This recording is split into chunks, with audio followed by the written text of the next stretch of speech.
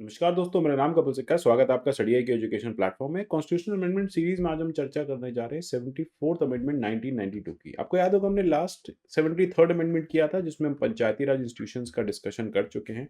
इसी के तर्ज पे एक अर्बन लोकल बॉडीज यानी म्यूनसिपैलिटीज का भी गठन किया गया था। That was through 74th amendment 1992। जानेंगे इस वीडियो में एग्जैक्टली किस तरह से म्यूनिसिपल बॉडीज को यहाँ पे इनकॉर्पोरेट किया गया, कैसे यहाँ पे कॉन्स्टिट्यूशनल स्टेटस और स्टेट से कौन कौन सी पावर्स उनको डिवॉल्व की गई शेड्यूल 12 के द्वारा। जैसे हमने देखा था कि 73rd अमेंडमेंट में शेड्यूल 11 ऐड किया था, 74th अमेंडमेंट में शेड्यूल 12 जो है ऐड किया था। दो अमेंडमेंट्स लाए गए थे, एक साथ लाए गए थे, एक साथ पास किए गए थे और यहाँ पे एक थर्ड टियर ऑफ गवर्नेंस जो है अर्बन लेवल पे क्रिएट की गई। मेरे जितने भी वीडियोस आते हैं इनके पीडीएफ में टेलीग्राम चैनल @कपिल लाइव से डाउनलोड कर सकते हैं। आप मुझे @कपिल सिक्का ट्विटर हैंडल पे फॉलो कर सकते हैं। बात करते हैं 74th अमेंडमेंट 1992 की, जानने की कोशिश करते हैं कि क्या एग्जैक्टली था। देखिए, ये देखा जाता है कि जो स्टेट की लोकल बॉडीज है वो वीक हो गई हैं, इनइफेक्टिव हो गई हैं। बहुत सारे रीजंस थे। इलेक्शंस नहीं हो पा रहे हैं, सुपर सेशंस हो रहे हैं, इनएडिक्वेट devolution of power and functions, यानी स्टेट जो है इनको पावर्स नहीं दे रही है। डिस्ट्रिक्ट अथॉरिटीज जो हैं वो ठीक से काम नहीं कर पा रही हैं, वो डेवलपमेंट फंक्शंस को देख नहीं पा रही हैं। ऐसे में अर्बन लोकल बॉडीज के लिए आना या उनको एक कॉन्स्टिट्यूशनल स्टेटस देना नेसेसरी हो गया है, क्योंकि वो यूनिट ऑफ सेल्फ गवर्नेंस बनेंगी। सिमिलरली पंचायत भी आपने देखा यूनिट्स ऑफ सेल्फ गवर्नेंस बनी। तो इसी के तर्ज पे यहाँ पे अर्बन एरियाज में यूनिट ऑफ सेल्फ गवर्नेंस जो है वो क्रिएट करने की बात की गई। फंडा बस यही था कि जितनी भी इनएडिक्वेसीज हैं अर्बन डेवलपमेंट में, अर्बन प्लानिंग में, अर्बन मैनेजमेंट में, वो दूर की जाएं और यहाँ पे अर्बन लोकल बॉडीज के नेसेसरी रूल्स जो है वो क्रिएट किए जाएं। अच्छा, रूल्स क्रिएट करने के लिए उनको कॉन्स्टिट्यूशनल स्टेटस देना काफी नेसेसरी हो गया, क्योंकि बिना कॉन्स्टिट्यूशनल स्टेटस लिए वो ठीक से काम नहीं कर पाती। कोई ऐसी कॉन्स्टिट्यूशनल बॉडी हो जाएगी तो फिर वो ड्यूटी बाउंड हो जाएगी कि उसके 5 साल इलेक्शंस होंगे, हर 5 साल में उसको इलेक्शंस कराए जाएंगे। फंड्स जो हैं स्टेट्स देंगी, स्टेट इलेक्शन कमीशन बनाई जाएगी जो सेंटर जो स्टेट और अर्बन लोकल बॉडी के बीच में फंड डिवाइड करेगी। मतलब फंडा सारा वही था जो आपके पंचायती राज का था, वही फंडा आपके म्यूनसिपैलिटीज के लिए किया गया।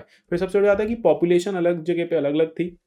तो कहीं पे म्यूनिसिपल कॉर्पोरेशंस क्रिएट की गई, कहीं पे म्यूनसिपैलिटीज क्रिएट की गई, कहीं पे डिस्ट्रिक्ट बोर्ड्स क्रिएट किए गए। तो अलग अलग सिनारियो से डिपेंडिंग ऑन द पॉपुलेशन इनकी हायरार्की जो है वो ड्रॉ की गई। सबसे बड़ी बात है कि जो एक रिलेशनशिप है स्टेट गवर्नमेंट का, उसको भी बेटर करने के लिए फंक्शंस दिए गए, टैक्सेशन पावर्स दी गई, रेवेन्यू शेयरिंग के एग्रीमेंट जो है वो कॉन्स्टिट्यूशन में लाए गए। ये है 74th अमेंडमेंट।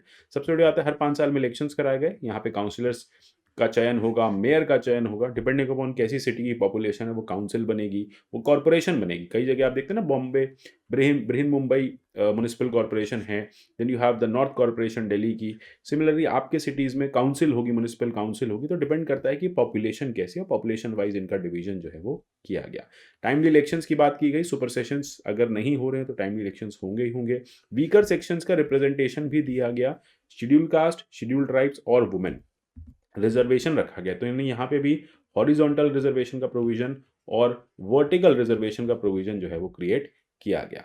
तो इसी तरह से कैसे कैसे इसका डिवीजन हुआ, देखिए 3 तरह की म्यूनसिपैलिटीज जो है वो डिवाइड की गई। कोई रूरल एरिया का ट्रांजिशन हो रहा है, मतलब कोई ऐसा एरिया है जो अब रूरल से अर्बन बनने जा रहा है। अब वो ना गांव रहा, लेकिन उसमें पूरी तरह से अर्बन एम्यूनिटीज पहुंची नहीं है, ट्रांजिशन में है। वहां पे नगर पंचायत का स्टैब्लिशमेंट किया जाएगा। स्मॉलर अर्बन एरियाज हैं, छोटे छोटे शहर हैं जिनकी पॉपुलेशन 10 लाख, 15 लाख, 20 लाख है, वो म्यूनिसिपल काउंसिल्स बनेंगी। जैसे अगर आप टीयर 2 सिटीज से हैं, ठीक है। देन उसके बाद जो बड़े बहुत बड़े अर्बन एरियाज हैं जिन्हें आज आप कहते हैं कि मेट्रो सिटीज हो गई हैं, मेट्रोपोलिस हो गई हैं, वहां पे म्यूनिसिपल कॉर्पोरेशंस क्रिएट की जाएंगी। अब ये सारी बातें 243O में लिख दी गई। इसके लिए एक 243O जो है प्रपोज्ड आर्टिकल आया। यहाँ पे म्यूनसिपैलिटीज के कॉम्पोजिशन की बात की गई, डायरेक्ट इलेक्शन की बात की गई, चेयरपर्सन्स को इलेक्शन के थ्रू लाया गया। ठीक है, कई जगह पे अगर आप म्यूनिसिपल कॉर्पोरेशन देखें तो मेयर जो होते हैं वो इनडायरेक्टली इलेक्टेड होते हैं, अगर हम बात करें दिल्ली जैसे एरियाज की। लेकिन हम बात करें म्यूनिसिपल काउंसिल्स की, तो वहाँ पे मेयर जो है वो डायरेक्ट इलेक्शन से आते हैं। जैसे आप एक पार्षद का वोट डालते हैं और एक मेयर का वोट डालते होंगे, कई जगह आप सिर्फ पार्षद का डालते हैं, वो पार्षद मिलकर मेयर को इलेक्ट कर लेते हैं। तो इस तरह से रिप्रेजेंटेशन आया अलग अलग लोगों से। म्यूनिसिपल एडमिनिस्ट्रेशन स्टैब्लिश की गई। स्पेशल नॉलेज वाले लोग यहाँ पे विदाउट वोटिंग राइट्स रखे गए। चेयरपर्सन जो है उनको अपॉइंट किया गया। वार्ड लेवल पे काउंसिलर्स अपॉइंट किए गए, काउंसिलर्स इलेक्ट किए गए और रिजर्वेशन का प्रोविजन, जैसे मैंने कहा शेड्यूल कास्ट शेड्यूल ट्राइब के लिए 1/3 होगा, ठीक है। अच्छा, उसमें 1/3 उनकी वुमेन के लिए भी होगा, तो जैसे कि मैं आपको कह रहा हूँ ये वर्टिकल रिजर्वेशन हो गया, और विद इन वर्टिकल एक हॉरिजॉन्टल 1/3 वुमेन रिजर्वेशन भी क्रिएट किया गया। बैकवर्ड क्लास ऑफ सिटीजन्स के फेवर में चीज़ें क्रिएट होंगी, वुमेन रिजर्वेशन होगा, ठीक है। 5 साल का फिक्स टेन्योर होगा, री इलेक्शन होगा, ठीक है। डिसोल्यूशन होने से पहले फिर से इलेक्शंस होंगे, तो ये सारी चीज़ें जो हैं बहुत ज़्यादा इंपॉर्टेंट रखेंगे। और सबसे बड़ी बात है, इकोनॉमिक डेवलपमेंट और सोशल जस्टिस के पैरामीटर को इंश्योर किया जाएगा कि दोनों चीज़ें होंगी। अच्छा, म्युनिसिपैलिटीज़ के पास पावर्स दी गई कि वो टैक्सेस लेवाई कर सकती हैं। आप देखेंगे वाटर टैक्स आपसे लेती है, ठीक है, सीवर टैक्स लेती है, मेंटेनेंस टैक्स लेती है, पार्क यूज करने का कुछ फी लेती है, तो ग्रांट इन एड्स भी उनको दी गई, टैक्सेस भी दिए गए, टैक्सेस की ड्यूटीज भी दिए गई, तो मतलब रेवेन्यू रेजिंग और रेवेन्यू शेयरिंग दोनों कॉन्सेप्ट्स उनको दिए गए। साथ ही साथ फाइनेंस कमीशन, जैसे मैंने आपको बताया, फाइनेंस कमीशन स्टेट और म्यूनसिपैलिटीज के बीच में फंड्स को शेयर करेगी, एड जो है वो सेंटर से एड पहुंचाएगी उनको, सॉरी स्टेट से वो एड पहुंचेगी म्युनिसिपल कॉरपोरेशंस को, और साथ ही साथ म्युनिसिपल कॉरपोरेशंस को सरकारी स्कीम को भी इंप्लीमेंट करने की एक ड्यूटी दी गई। अच्छा, इसी के साथ जितनी भी म्युनिसिपल कॉरपोरेशन होंगी उनके अकाउंट जो है वो सीएजी उनको ऑडिट कर पाएंगे, तो इससे पता चलेगा कि सब कुछ ठीक हो रहा है, करप्शन तो नहीं हो रहा। स्टेट लेजिस्लेचर जो है वो लॉज बनाएंगी, किस तरह से पावर जो है वो आपको देनी है इन सारी म्युनिसिपैलिटीज़ को। साथ ही साथ इन सब चीज़ों के लिए इस लॉ को लाया गया, और इस लॉ को फाइनली इंप्लीमेंट किया गया। पूरा चैप्टर पार्ट 9A जो है इंक्लूड किया गया। 9A के साथ साथ यहाँ पे इंक्लूजन आया आपकी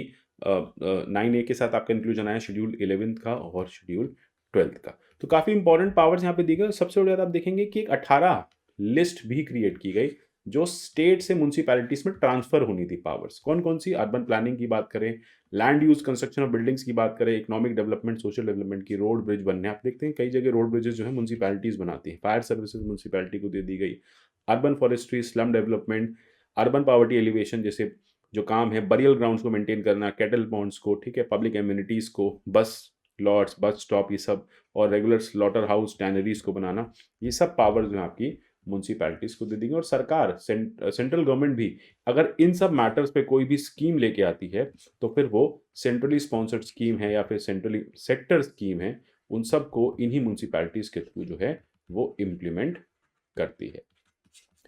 क्लियर है? तो बातें क्लियर हो रही होंगी। तो इस तरह से आप देखेंगे 74th अमेंडमेंट जो है वो भी थर्ड टीयर की गवर्नेंस के लिए काफी इंपॉर्टेंट बना, और उसी 74th अमेंडमेंट और 73rd अमेंडमेंट को मिलके हम ये कहते हैं कि हमने देश में थर्ड टीयर को कॉन्स्टिट्यूशनलाइज किया 1992 से। लगभग आज इस बात को 30 साल हो गए हैं।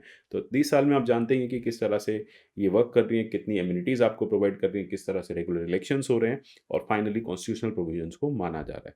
आशा करता हूँ ये अमेंडमेंट भी क्लियर हो गया होगा। मिलेंगे अगले अमेंडमेंट में, तब तक के लिए goodbye, take care and god bless you all.